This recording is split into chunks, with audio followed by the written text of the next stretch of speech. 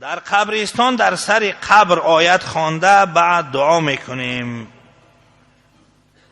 دیگر مذهب‌های برحق این را بدعت میگویند. مذهب‌های برحق نه، دیگر مذهب‌های ناحق. از دیدگاه 4 مذهب تلاوت بر بالای قبر این نادرست نیست. از رسول خدا صلی الله علیه و سلم ثابت شده است و از صحابه پیغمبر خدا صلی الله علیه و سلم از حضرت عبدالله ابن عمر رضی الله عنه ثابت شده است که این را بسیار میپسندید و کان یستحب ابن عمر، دوست می داشت که در سر قبر آیت خوانده شود، اولی سوره بقره و آخری سوره بقره اگر خطا نکنم. این چیزی درست هست، سنت هست. اون چی که از حضرت امام ابو حنیفه رحمت الله علیه روایت شده است، اون در نزد مرده پیش از غسل دادنش هست. به هر حال در مذهب ما و شما قول مفتابهی همین هست که این کار درست هست و منفعتش برای میت میرسد. بعضی از محدثین باب قائم کردن درباره جایز بودن قرائت بر بالای قبر و فایده حاصل کردن میت از تلاوت قرآن. در این ضمن یک حدیث عجیب میارن، حدیثی که اکثر شما شنیدید. رسول خدا صلی الله علیه و سلم از قبرستان گذشتن، در سر 2 قبر ایستادند، فرمودند که انهما لیعذبانی،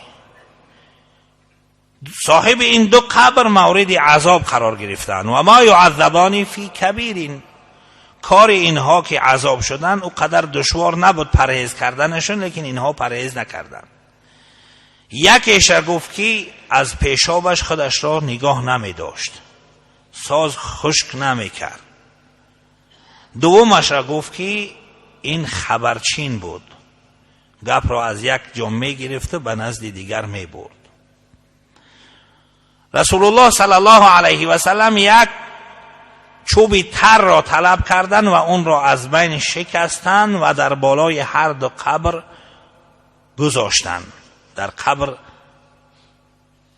غرس کردند، لغت کردند. فرمودند که لعله یخفف عنهما ما لم ییبسا، او کما قال علیه الصلاة والسلام، تا وقتی که این 2 نوده درخت خشک نشوند امید است که عذاب از اینها چیزی کاسته شود، کم کرده شود، تخفیف عذاب شود، چون که این چیزهای تر تسبیح میگویند. همین حدیث را محدثین در باب منفعت میت به تلاوت قرآن آوردند. این را میگویند دلالت النص. همه چیز با عبارت النص و اشارت النص ثابت نمی شود، چیزی دیگر را میگویند دلالت النص. خدا در قرآن میفرماید که فلا تقل لهما افین، و پدر و مادرت اف نگو. قرآن نگفته است که نزن، لیکن نزدن پدر و مادر را از همین جا استدلال میکنی که وقتی که اف گفتن برای پدر و مادر درست نباشد، دشنام دادن و زدن به طریق اولاد درست نیست. این محدثین همین حدیث را ذکر میکنن، میفرمایند که وقتی که برای یک میت از تسبیح یک شاخ درختی تر منفعت حاصل شود، چگونه یک شخص زنده مؤمن و مسلمان در بالای سر اون تلاوت قرآن کند و اون میت منفعت حاصل نکند؟ به طریق اولا حاصل میکند. وقتی که از یک نوده تر منفعت میبرد، از تلاوت قرآن مؤمن هم اون میت داخل قبر نفع میگیرد. بنابراین تلاوت کردن در بالای قبر هم چیزی نادرست نیست.